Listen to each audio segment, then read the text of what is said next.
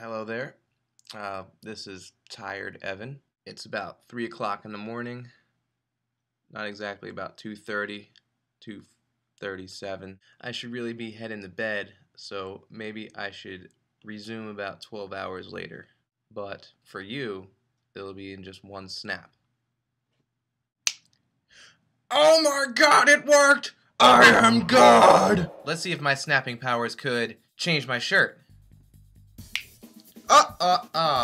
You can barely even tell. Anyways, welcome to this installment of Album of the Week. Show where you pick an album, I give you some facts, I give you some opinions. So let's begin. This week I'm going to be talking about Avenged Sevenfold's latest album, Nightmare. Now I know what you're thinking. Evan, Avenged Sevenfold? Really? Yes, Avenged Sevenfold. Really. Quick background. Production for their new album started in November of 2009. But on December 28th, 2009, drummer Jimmy the Rev Sullivan was found dead in his home. The rest of the band members were so shocked at this disaster that they had to stop production for a few months. Avenged Sevenfold fans worldwide were all just as shocked as the band members were. The three band members, the Rev, M Shadows, and Zacky Vengeance, all went to high school together and were all best friends. So, being as the Rev, their best friend, recently died, Avenged Sevenfold decided to write their new album as a concept album. Most, if not all, songs from the album Nightmare have to do with the life and sudden death of the Rev.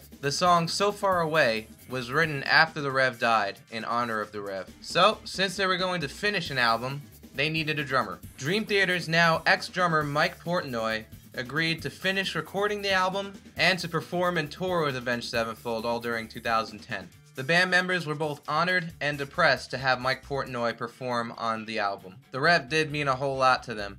This album of the week seems kind of depressing. So maybe you can have a good laugh when you hear some of my opinions on the album. Already laughing. I'm just an inconsiderate piece of crap who hides behind a computer. Well, anyway, I honestly was not that big into Avenged Sevenfold until I heard this album. Sure, I listened to their previous album, and I liked it a lot, but overall I'm not a very big metal fan. This album though has a lot of strong negative emotion to it. Some of the songs are heavier than previous Avenged Sevenfold albums, and other songs are much softer than previous Avenged Sevenfold albums. See, bands like Avenged Sevenfold, they have a reason to write as such. I mean, come on, their best friend died. This ain't no whiny bullcrap. Some very emotional examples include God Hates Us. The song is very heavy and dark, and M Shadows comes back again with his scream. Screaming total nightmare. Number 2, So Far Away. Like I said in the facts section, So Far Away was written for the Rev. But as sad as it sounds, it's still a very beautifully written song. As beautiful as a hard rock song can sound. And last, but most certainly not least, the eeriest song on the album, Fiction. The song incorporates a heavy piano progression, and it was written by the Rev right before he died. The eerie part about it is that he recorded the song, piano, vocals, and handed it in to the band.